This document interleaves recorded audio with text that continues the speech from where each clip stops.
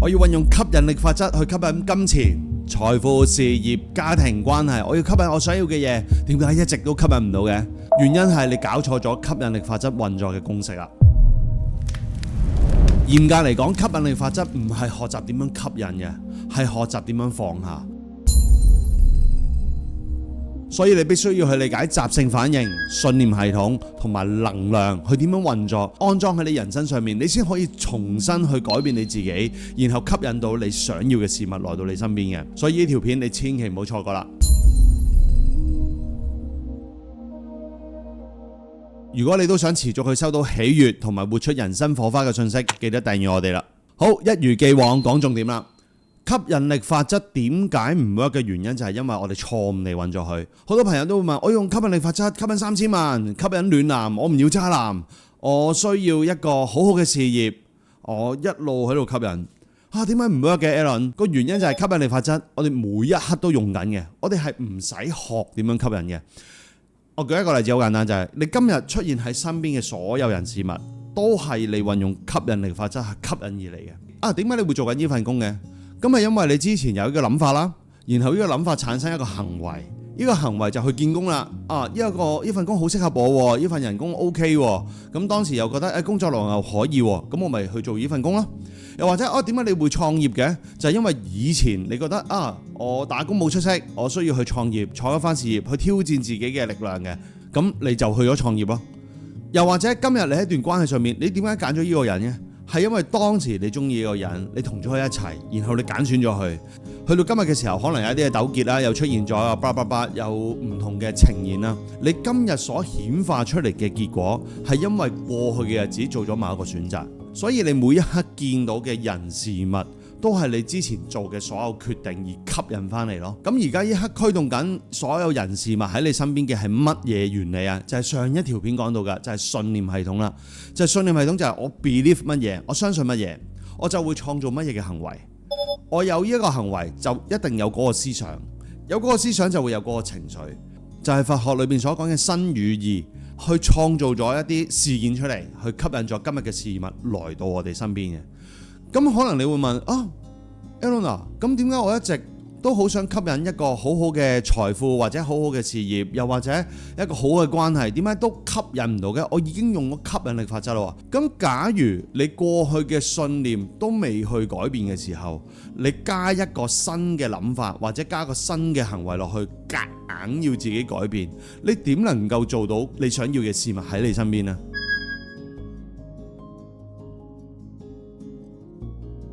如果舉一個例子就係話有杯水，咁我要喺呢杯清水裏邊呢再倒茶落去，咁佢已經滿咗啦。咁我哋點樣倒到茶呢？咁首先第一樣嘢，咁梗係倒咗杯水去先啦。所以好多人運用吸引力法則嘅時候，又有一個誤區啦，就係我一定要加咗啲茶落去，咁其實忘記咗倒嗰啲水，咁然後就用咗舊有嘅信念，即係水啦，去吸引咗今日我哋想要嘅事物，而不自知咯。所以我哋第一步嘅就係我哋要先去理解究竟我以前嘅信念系統係發生咗咩事，我以前嘅行為發生咗咩事，我以前嘅意念發生咗咩事。當你開始覺察到嘅時候，你就已經開始倒緊杯水啦。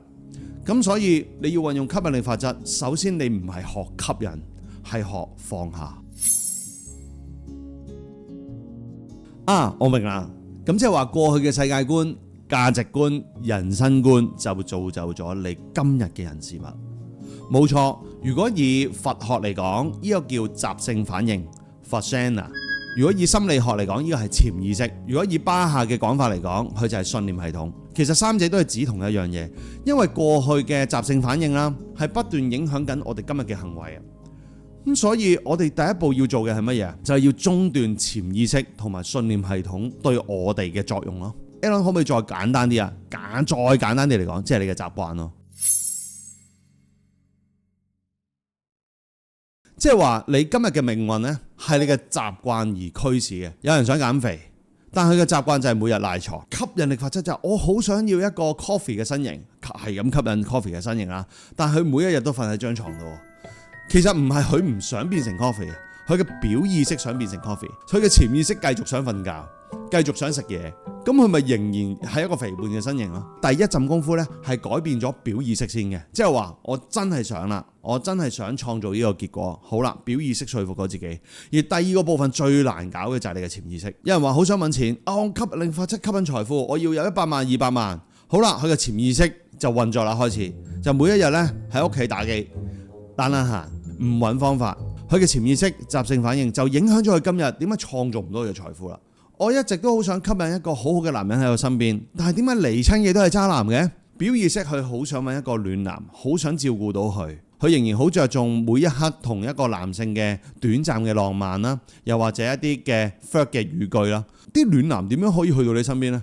即係有啲難度喎，唔係話唔得嘅，咁但係呢個難度係比較高啲。咁所以我哋就可以睇得到，喂，原來我哋想要嗰樣嘢，除咗表面想要，你底層有啲乜嘢嘅信念啦，底層有啲乜嘢嘅習慣啦，即係習性反應啦，底層有啲乜嘢嘅潛意識去運作緊，而你唔知道呢？咁你就話Alan 搞得清咯，咁即係話原來我要運用吸引力法則，我嘅習性反應、信念系統同埋潛意識都影響得我咁深，咁我應該要去改變嘅就係潛意識、習性反應同埋信念系統咯。咁好啦，非常好，呢一個發現就係下一步我哋應該點樣做？咁我就問潛意識、習性反應、信念系統呢3樣嘢，你用幾多年嘅時間去累積出嚟啊？你嘅習慣用幾多年時間？一出世做人開始已經開始建立緊習慣咯。如果你今日吸引咗一啲你唔想要嘅事件喺你身邊，咁即係話過去你嘅潛意識，佢哋喺度不斷運作緊，而令到你呢去無意之中吸引咗一啲事物，而你不知道。所以能夠造就到你今日嘅信念系統，用咗咁多年嘅時間，你需要用幾多時間先可以調整到佢？斷估都唔係一條 YouTube 啦，係咪？咁我哋應該點做啊？冇錯啦，第一步就係要放低某一個信念，你先可以容許到其他嘢流入咯。以翻啱啱渣男嗰個例子去講啦，點解一直都會吸引到渣男喺身邊呢？咁即係話過去嘅信念，我追逐短暫嘅浪漫啦，我追逐喺一個夜店裏面得到快樂，呢啲嘅觀念，我哋需要放低，我哋需要放開佢。係咪真係咁樣令到你快樂呢？係，佢可以係一個快感。但係如果今日你真係想要嘅係一個暖男啦，一個幸福嘅關係，可以同你行得遠嘅，呢啲嘅場合，呢一啲嘅短暫嘅浪漫，係咪真係可以創造到呢個目的地呢？當你發現，喂，好似唔係好對勁喎，咁我開始可以切換啦，開始去放低，喂，我可唔可以有一個新嘅觀念？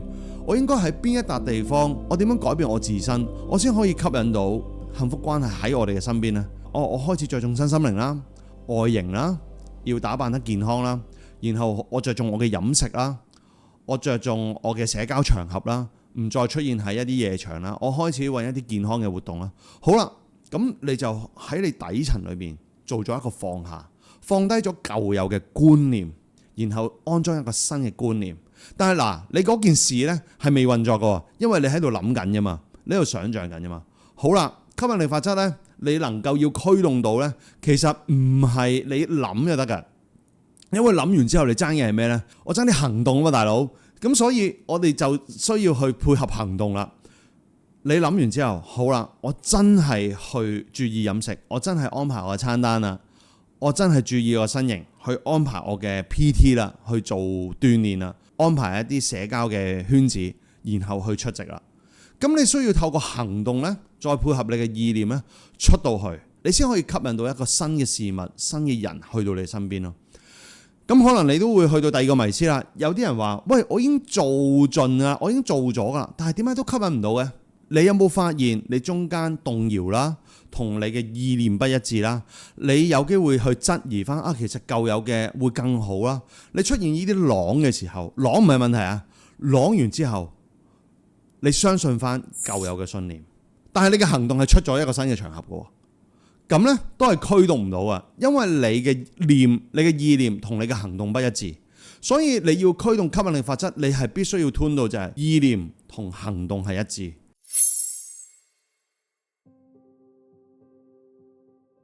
吸吸引力法則係需要啲時間嘅，你不斷持續地去輸出，你會發現呢就好似冬天變成春天一樣，佢唔會突然之間聽日春天啊嘛，亦都唔會突然之間聽日夏天啊嘛，佢會有個過渡期嘅。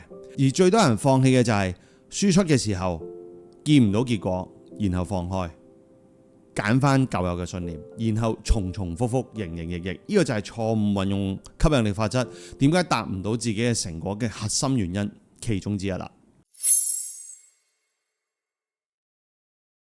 咁好啦 Alan， 咁我哋而家依刻應該點做？冇錯，點解覺察要教27念同靈魂覺醒？27念呢就係幫助大家覺察過去嘅習性反應、信念系統，去造就咗一個痛苦、唔舒服、困難嘅人生，變成喜悅、自在、豐盛嘅。我大膽懷疑呢，佛陀係第一個識吸引力法則嘅人嚟嘅，因為呢，佢當時可能冇吸引力法則呢個 terms， 但係佢做緊嘅嘢呢係吸引力法則嘅元素嚟嘅。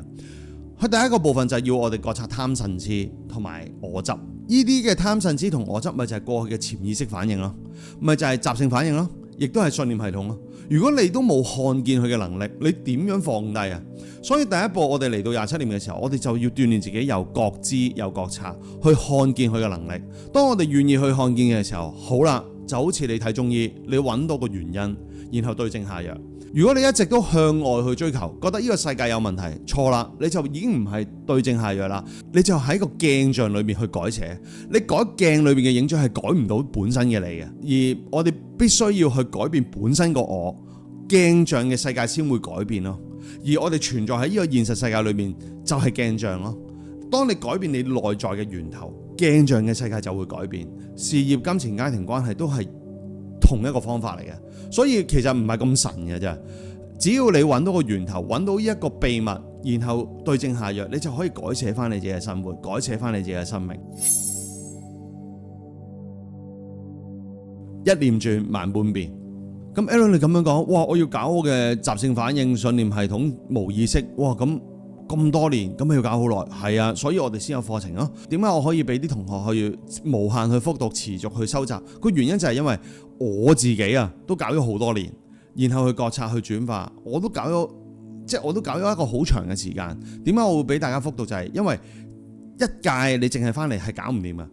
我點能夠用6堂嘅時間可以轉化到你咁多年裏面嘅累積呢？所以你睇109000條影片，其實到最終你都唔會有啲咩嘢改變啊！除咗你真係願意實修，對應翻你嘅信念系統、你嘅習性反應，然後佢每一個細節裏面做好佢咯。呢個世界邊有捷徑啊？你睇 Coffee 嗰啲影片啊，你要拉中嗰條筋，做中嗰嚿肌肉都需要苦功啦。更何況你要講緊一個人生一個咁大嘅課題，你點能夠躲懶呢？信念啦、情緒啦、行為啦，都需要去完整去覺察佢。經過呢一啲嘅練習，點樣去覺察，點樣去看見，唔好講轉化住。你連看見或者覺察嘅能力都冇，你點樣轉化呢？你轉化唔到喎。咁所以，我哋首先要看見佢啫。當你看見嘅時候，你就會發現，咦，一個信念其實係咪真係對我有用呢？當你發現佢冇用啦，你就會放開。你一放開，就好自然咧，人腦咧就會揾第二樣嘢去相信嘅。你就會揾咗一個新嘅信念，所以轉念咧係唔使夾硬嚟嘅。夾硬嘅轉念咧，你會跳掣，你會彈掣，鬼唔知我要向好嗰方面諗咩？但係我真係向唔到嘛，大佬。所以我哋第一步咧就係唔係要做轉念先嘅，我哋第一步就係要看見佢，覺察到佢嘅能力。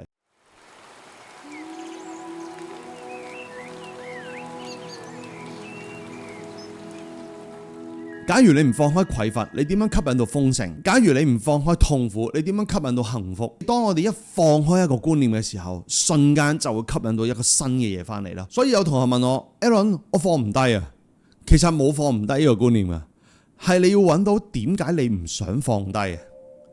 當你揾你唔想放低嘅原因，你就會揾到，然後問清楚你自己，你唔想放低嘅原因喺邊度呢？問實啲，再深入啲就係點解我仍然堅持一個觀念去幫我自己人生，明知都幫唔到噶啦，但係你仍然堅持嘅原因喺邊度？實揾到噶。當你問咗呢3條問題嘅時候，你已經有一個初步嘅覺知、初步嘅覺察啦。必須要經歷持續嘅實修啦，經歷高山低谷啦，經歷覺察啦，經歷冥想啦，經歷跟隨潛意識習性反應嘅行為，你先可以完整到獲得一個新嘅人生啊！所以嚟到覺察呢度真係冇免費午餐嘅。好多人話用一個好快嘅方法，我成日都講就係話，你用一個好快嘅方法反而係最慢咯。你反而用一個慢啲嘅方法，你就反而行得快。覺察呢一度係慢嘅方法嚟嘅，因為你要睇自己，你要看見自己。你嚟到呢度，你就會重新認識你自己，點樣放低你舊有嘅信念，去吸引翻你新嘅現實翻嚟。而呢個吸引係冇話，喂，我合埋隻眼，喂，有3000萬跌到你身邊，冇呢樣嘢嘅，係你必須要透過念動一致，即係你嘅意念同行動必須要一致，你先可以創造到啊！你諗下，假如你想吸引彭于晏喺你身邊。好啦，你努力做運動，努力去豐盛你自己，去出席一啲嘅場合，去認識彭于晏啦。咁好啦，點解彭于晏都唔喺你身邊嘅？因為你都冇問過彭于晏想唔想你喺佢身邊。吸引力法則呢係兩種能量嘅對齊，你先可以吸引到嘅。除咗你嘅能量啦，你都要詢問對方嘅能量係咪想對應你嘅能量先得㗎。如果對方都係嘅，你哋好自然就會匹配到咯。所以彭于晏要求嘅世界同你要求嘅世界係咪產生共振？如果係嘅，你係佢要揾嘅人，佢亦都係你要揾嘅人，你哋先可以匹配到咯。我舉呢個例子就係關於能量啦。呢個世界係由能量組成嘅，每一句說話、每一個意念、每一個行為都產生能量。我哋所輸出嘅一切就好似音叉一樣，432嘅 Hertz 對應432嘅 Hertz， 你一打佢就會產生共振。如果對方同你同一個頻率嘅，佢就會共鳴同共振咯。就以翻彭于晏嘅例子，彭于晏係440噶嘛，佢未必俾你共振到啊嘛。咁所以你就會發現，咦，點解吸引力法則有時會唔 work 嘅？就係因為你吸引嗰件事物，對方嘅能量係咪同你對齊咯？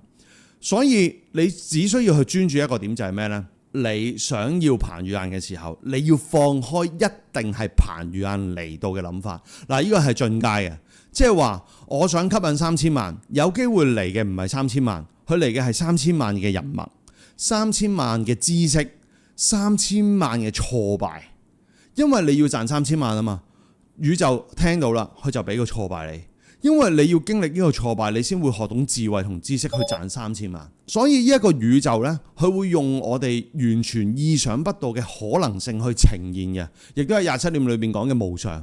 無常就係講緊呢個世界裏面冇一樣嘢係永恆不變，每一件事物都係會用佢唔同嘅形式，用佢無限嘅可能性係呈現喺你眼前。所以當你用吸引力法則嘅時候，我播放咗一個信念，你去如實地去用念動一致去行動嘅時候，第二個步就係你要放開對結果嘅堅持，然後容許所有嘅可能性嚟到你身邊，你先可以驅動到呢個宇宙嘅道。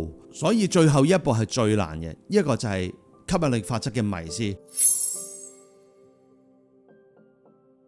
影片呢，我只能夠去到呢一度，因為更多嘅部分呢講呢真係唔會明嘅，係真係需要透過實修啦，然後改正你自己，去吸引翻你想要嘅事物，你嘅人生去到你身邊。喺呢幾年啦，我都見證到有好多唔同嘅同學喺佢自己領域上面有一個新嘅人生、新嘅呈現。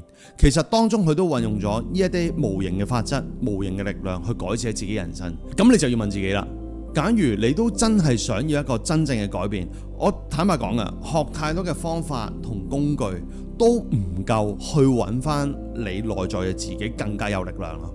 因為我曾經都好似你一樣，我學好多方法工具，要 agenda solution， 究竟1、2、3、4個方法可唔可以達到呢個結果，我都好左腦啊，我都好邏輯嘅。但係我發現原來呢個宇宙唔係淨係得一個面向咯，更大嘅能量係在於無形嘅力量喺你裏邊嘅自己。所以覺察係協助你去揾翻真實嘅自我，協助你揾翻你內在嘅原力，去重新念動一致，去創造翻一個新嘅人生。裏邊講緊嘅並唔係方法同工具咁簡單，係一個思考嘅哲學，係一個人生觀，重新去清洗翻你內在嘅自己，然後安裝一個新嘅信念去改寫你嘅人生。嚴格啲嚟講，係一套思想，過去嘅思想已經唔能夠令到你去有一個新嘅人生。呢一刻你想要一個新嘅人生，必須要安裝一個新嘅思想去清洗翻你過去嘅自己，然後嚟到呢一度。咁希望啦，呢一條影片可以支持到你，亦都可以 support 到你。好多人問，喂，覺察係咪宗教？100% guarantee唔係宗教，因為宗教係咩？你要拜我成為神。第一，我唔係神，我係人，我係 Alan，我係長沙灣長大。第二就係我哋冇教條嘅，我哋冇話你信咗國策唔可以信其他，邪教就係咁啊。邪教就係你要信咗一個宗教，你唔可以信其他。第二就係喂，我係神，你就要拜我係神。第三就係有好多教條，有好多戒律你去遵守。冇啊，隨信不批判同埋安全就係呢3條。不批判就係唔好 judge 自己，唔好 judge 其他人。我哋要揾翻自己嘅力量。隨信就係我哋跟隨呢個世界自然流動。安全就係你喺呢一度可以完整地去分享你自己嘅故事。我哋大家熟悉嘅舊生都會知道，會為大家保守秘密，因為大家都 private 嘅，都唔想俾太多人知道。所以除咗得到你嘅允許，我哋先可以公開你嘅信息之外，我哋都唔會去公開你自己嘅信息嘅。咁所以呢一度並唔係一個宗教，只係一套思想去擺喺你人生度，覺察你嘅潛意識、習性反應、信念系統，從而改寫你嘅人生。咁呢個就係覺察27念裏邊，我哋第一步、第一階段嘅課程裏邊，你要學習到嘅部分。高階靈魂角色就係喚醒你內在嘅神性，然後安裝喺你人生上邊，透過你嘅高我去運作翻你嘅人生。我只係你嘅教練，我係你嘅同行者，我哋係同行去引領你去揾翻真實嘅自我。咁所以擺低你哋嘅迷思。如果你有任何嘅疑問，歡迎你去討論區去留言。吸引力法則就去到呢一度，下次見，拜拜。